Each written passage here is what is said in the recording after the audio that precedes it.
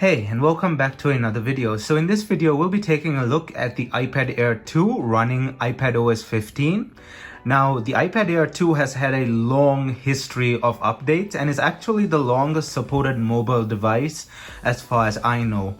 I already covered this a few months ago in this video regarding how long it has been supported in detail, so you can go check that out. But this thing has been supported since 2014 because this thing was launched in 2014, October 24th of 2014, as far as I can remember. And it initially shipped with iOS 8.1, so this was before iPadOS. So iOS 8.1, so we can go from 8.1, 9, 10, 11, 12, 13, 14, 15. So 7 updates, and if you count the iOS 8.1 system itself, it supported 8 operating systems. So that is a very long time of supported updates, and I'm assuming that iPadOS 15 will be its last finally after so many years. However, now we're going to see what it's like performing on iPadOS 15, and I'll give you a basic rundown of all the performance, the battery life, how the battery performs on such an old iPad. We're not going to go over too many new features because there are obviously new iPadOS 15 new feature videos out there to cover those in detail. I'm just covering the iPad Air 2. But you also should remember that the iPad Air 2, being this old, is not going to get all the new features of iPadOS 15. Mostly the newer iPad Pros and the general list of new iPads will be getting all the features. The iPad Air 2 is older, so it's not going to get all the features, but it does get some.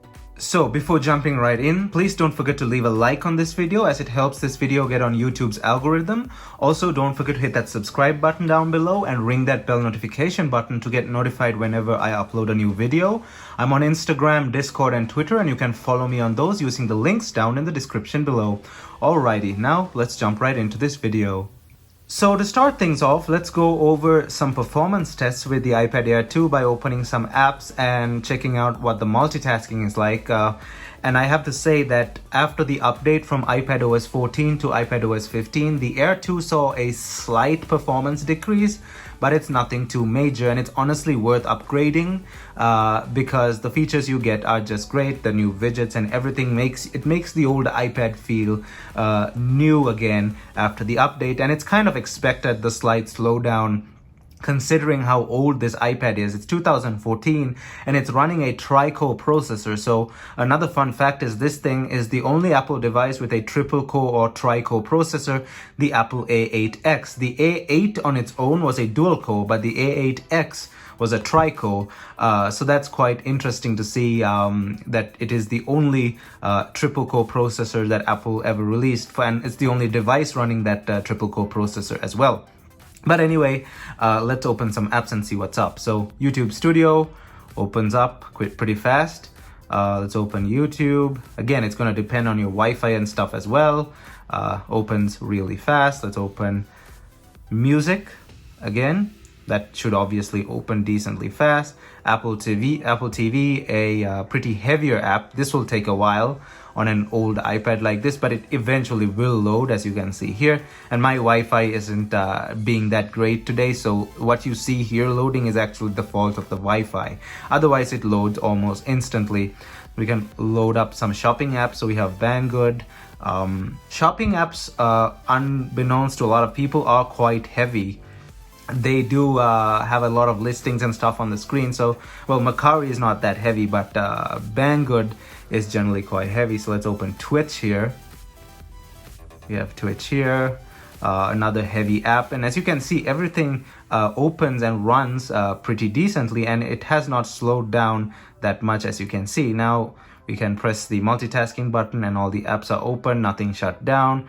We can now try some multitasking, and I'll show you that all the apps are still open in the background and running just fine. Now, this thing has 2 gigs of RAM, and you can try and fill the 2 gigs of RAM, but I've opened many more apps than this in the past, and I've never really had to have any of the apps reload themselves. So as you can see, even Apple TV is open in the background, but you can try and fill the 2 gigs of RAM, but that's going to be hard because iOS has one of the best RAM management performance systems ever. So we can now try multitasking by doing a split screen multitasking here with Safari. Let's load up Apple's website there.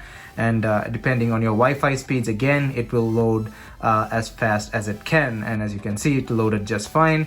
We'll be talking about the new ways you can multitask in the rest of this video. But for now, as you can see, it works just fine. The multitasking works just fine. And this is how the app is usually opened when it's a picture-in-picture split screen. It's opened in a bigger window like that now, and you can now move it around as well by holding these three dots, and we'll be talking about that in a bit. But as you can see, everything works fine. And now we can close all the apps like this. As you can see, we can also close the bigger one like that, and multitasking works just fine. Now for interface speed, as you can see here, the interface works just perfectly. There's barely any stutter. Occasionally, if you have maybe like 20 apps open in the background, there's going to be a bit of slowing down. But even bigger animations like the new dock animation there, as you can see, or the app library animation coming out from the dock like that. That's quite a serious animation, but that also does not slow down too much on the iPad Air 2. So animations and stuff work just fine. It's nothing too much in the way of performance. It works just fine. And we can now open a gaming app, a game, and we can see how fast that loads, because this is the ultimate test, and this will also double as the gaming test. So we have Asphalt Extreme over here. See how fast that loads. If you do not want to see the gaming part, just remember the video is segmented into different sections, so you can go to whichever section you like. But this is the gaming portion. So it loaded decently fast. The speakers on this thing are really, really good. So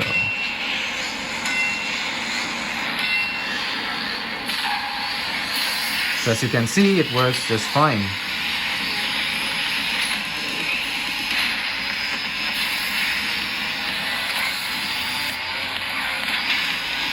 There's a bit of lag sometimes, but just a little bit, but nothing too major. That actually irons itself out the more you play the game, because I was playing this yesterday.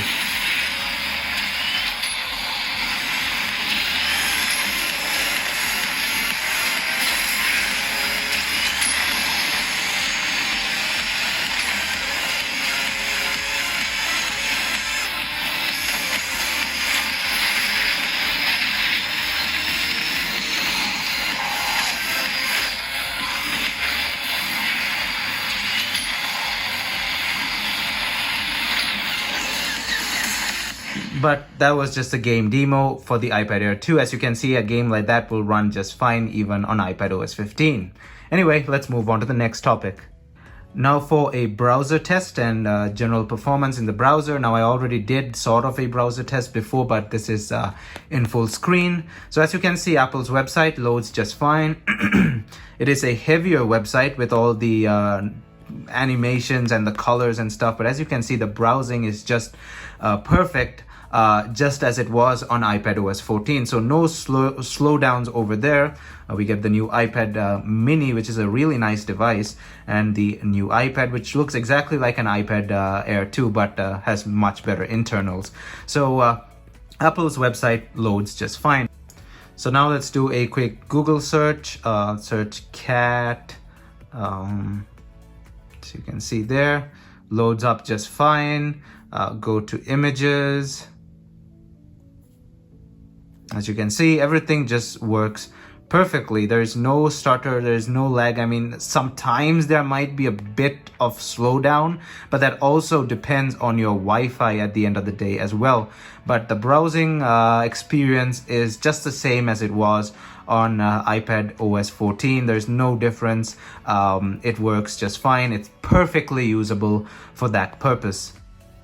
So this video would not be complete without talking about battery and battery performance on iPadOS 15 with the iPad Air 2. Now I can say right off the bat, the battery life has gone up slightly, and I mean very slightly. You'll probably get about 20 minutes extra battery out of this thing on iPadOS 15 than you would on iPadOS 14. However, it again varies depending on what you're doing, and it's not really an ideal difference to even say it out loud, but I'll just say it is about 20 minutes more. However, now that iPadOS 15 has low power mode for all its supported devices, this actually makes quite a big difference. So you can go ahead and turn low power mode by going into settings and then battery and then low power mode. And this actually increases the battery life on the iPad Air 2 by about 1 hour, 1.5 hours, again, depending on what you do. And that is a huge difference for such an old iPad with a weak battery. Now my iPad's battery is not that weak because I took care of it throughout its entire life. The battery is always charged above 20% and I don't let it drop below 20%, and I take care of it because this iPad has been mine since the day since it was brand new, so I bought it brand new. However, if you're getting a used iPad, maybe the previous owner was not careful with the battery and the battery is weak, so you may have to replace the battery, and a replacement battery is about $50-ish if you can do it yourself. But if you can do it with if you can't do it and you want to do it from a shop, it'll be about $50 plus $20 service fee, so that's about $70-ish. However, that's something to keep in notice if you're getting a used iPad. The batteries are quite degraded at this time. Only a few will have good batteries depending on how the previous user used them, but overall with low power mode, like I said, you'll get about an extra hour out of battery performance with this thing on iPadOS 15. So in terms of battery, the iPad Air 2 got a solid hit there, a very, very good upgrade in terms of iPadOS 15, and that's one of the main reasons I said that you should definitely consider upgrading. So without low power mode, you got about 20 minutes more, and with low power mode turned on, out of my tests, as far as I can say, I got about 1 hour more. So that was battery and battery performance on the iPad Air 2 on iPadOS 15. Now it's time to discuss all the new features that you get in iPadOS 15, and you must remember that this is the oldest supported iPad for iPadOS 15, so you're not going to get all the features, but considering the age of this thing, it did get a lot of features. Now you can go on Apple's website for the full list of all the features, but I'm just going to cover the main ones that I think are important. Now you still can have widgets over here on the side, but you can also now add widgets to the home screen. You can press and hold any of these, and once you hold it a bit longer, it starts wiggling, and you can press the plus button up here for the widgets. You can also put them over here if you still want to use this side, and in like landscape mode and stuff like that. You can move these around the way you want, and the apps will also organize themselves depending on where the widgets are. You still can have Smart Stack and all the other things, but now you can move the widgets wherever you want. I just choose to have them up here. And in terms of performance, the widgets don't really add to any of the slowdowns or anything like that. They're just tailored for the new OS so that they work just fine. You can add all the amount of widgets you want, and the thing is not going to slow down. The performance is just going to be the same. The widgets are just larger icons like the standard app icons, and you can click them to go into whatever app you want or whatever app widget you have up on screen. So the next feature I want to discuss is the new multitasking methods. Now there are 3 dots at the top, you can see there. That's your new way of multitasking and moving things around, making it from split screen to picture-in-picture split screen. And the best example is if I open the Safari browser there and bring it over here. Now this is a complete split screen. As you can see there, we're in the Notes app and in Safari on this side. As previously we can resize it like that as well, but now it's easier to do that if you want to make it a picture-in-picture split screen and you want to move it around to any side of the display you would like. It's even more functional in portrait mode, because in landscape mode, because now you have more screen real estate to work with and move this thing around. And if you want to go back to full split screen multitasking, you just bring it to the side there and you're in full split screen multitasking. So that's a great new way, these 3 dots at the top, to make your multitasking experience much better, and it works flawlessly. As you saw there, you can have a bunch of other apps open. And like I showed you earlier, the multitasking menu, I didn't show you like split screen, but I showed you this when you have it in picture-picture multitasking. When you like go into the multitasking menu, it appears like this. The smaller tab appears like that and the bigger one appears like that. And when you go into split screen, proper split screen multitasking and do that, it appears like that now. So a really cool redesign for multitasking. It is just to make productivity more fluent and more easy to use. So big thumbs up on the multitasking department, and the multitasking, as you saw, works just fine on the iPad Air 2. I want to now kind of go back to Safari here and show you that the background of the start page is now customizable. You can add your own picture or a random picture like that, and you have a bunch of settings over here as well. This is all accessible through this edit tab over here, so you can put your own picture if you want as well from your gallery. Also, when you go into settings, you can now select a compact tab bar from a separate tab bar, and you have a bunch of settings here to select from. That was just something that I kind of want to point out. Also, FaceTime at the launch of iPadOS 15 and iOS 15 was supposed to have a screen sharing feature. However, that feature was put back probably to a future update in the following weeks because it was not that stable on iPadOS 15's beta stages. So we did not get the screen sharing feature for FaceTime at launch, but within the few weeks that come up, I'm pretty sure they'll launch that in another upcoming update. You may have also noticed that in portrait mode, this thing kind of looks different. It kind of looks a bit weird, and that's because there's a lot of space on the sides here and at the bottom as well, not much at the top. And that's after the update, it kind of shrunk down. I'm pretty sure that has something to do with the widgets being added on. However, it's the same on all the screens, even without widgets. So I'm guessing they'll fix that in the future, or I don't know if they'll keep it, but I don't really like it that much. It kind of corrects itself in landscape mode over there, but I do not really like what it's doing in portrait mode here, and there's no way to fix that from the settings. It probably should have been in home screen and dock, but it's not there. It's not there in brightness and display and brightness either, and it's not there in wallpapers either. So I really don't know what's going on with that, but that's just something that I noticed. I hope they fix it and fill these gaps in. The focus feature is a feature that is basically a do not disturb mode, but on steroids. And I say that because it basically helps you to do what you're doing with more focus, and you'll make sure that you're not disturbed by anything else. So it is like do not disturb mode, but it has a few extra features in there that help you focus in your current state of mind and help you do what you're doing. You have it for work and personal. If you select that, you can actually go into settings and set it up, and you have alarms and basically stuff that you want to be reminded about.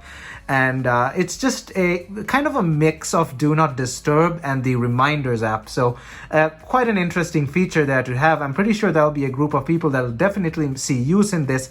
I don't know if I'll see use in this, but I'll definitely give it a shot. You have personal and work as well, and then there's do not disturb is also in there. So it's kind of do not disturb, but it's not really do not disturb either. It's a bit more complicated than that, but it's just an extra feature to have, and I'll use it and probably do a separate review on it if I have time later. And if you wanted to know, the Fingerprint Scanner on the iPad Air 2 works just fine after the iPadOS 15 update. As you can see, it unlocks just fine and it's fast. It has been like this since the iPadOS 14 update, and technically since the day I bought it with iOS 8.1. So the Fingerprint Scanner has not been affected by the OS updates. It has not been slowed down, neither has it been sped up. So it has always been the same. As you can see, it unlocks just fine, and this is the speed from when the display is off. So let me press it down. It's like that fast, and when the display is on, it's that fast. So the performance for the Fingerprint Scanner has remained the same throughout the lifespan of the iPad Air 2.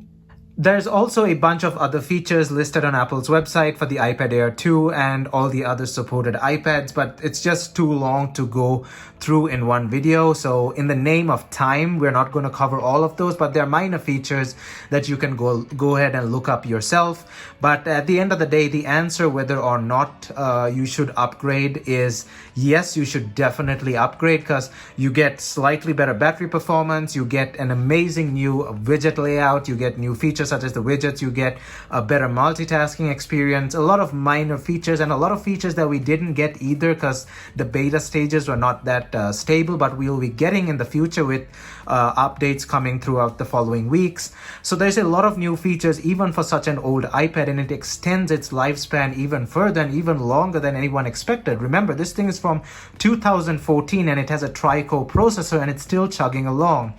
Now, from what I can tell, this will be its final major update. It'll get security updates for probably another 3 years or 4 years. Remember, the iPhone 4S got a security update in 2019. The iPhone 4S that was released in 2011 got a security update in 2019. Here it is, I'm not lying. So Apple will definitely keep smaller updates running for as long as they can, maybe another 4, 5, even 4, 5 years.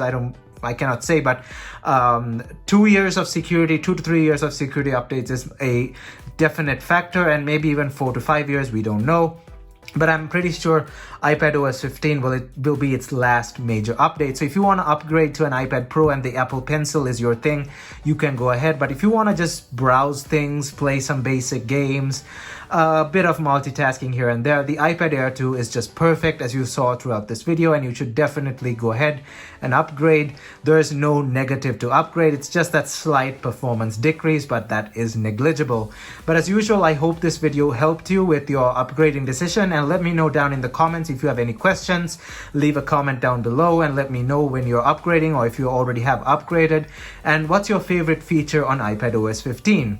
Also, before you go, please leave a like on this video as it helps this video get on YouTube's algorithm. Also consider hitting that subscribe button down below and ringing that bell notification button to get notified whenever I upload a new video. I'm on Instagram, Discord, and Twitter, and you can follow me on those using the links down in the description below. Thumbs up, and as usual, I'll see you guys in my next video.